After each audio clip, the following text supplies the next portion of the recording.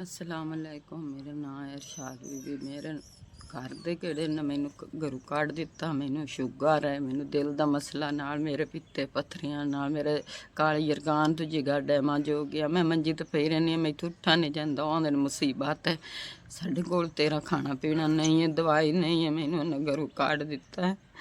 ਮੈਨੂੰ ਜੁੱਤੀ ਲੈ ਦੇ, ਮੈਨੂੰ ਕੱਪੜਾ ਮੰਗ ਪੈਣ ਤੇ ਗੁਜ਼ਾਰਾ ਕਰ। ਮੈਂ ਇੱਥੇ ਆਈ ਹਾਂ। भाई मेरे फौत हुए 15-16 साल हुए खड़े। भरजाई मेरी दी लत्त भज्जी हुई मंजी ते पई।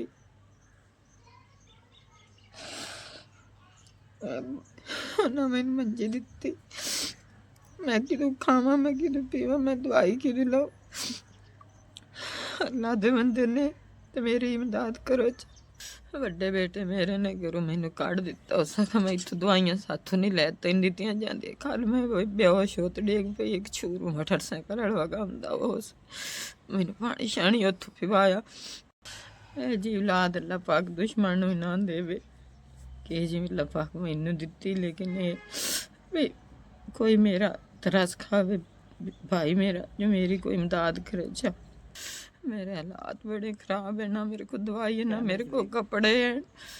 ते मेरी कोई इमदाद करे, जा बहन बनाते उनकी बड़ी मेहरबानी है कि मेरा एहसास कर सी। मेरा रब तो सिवा कोई भी नहीं है।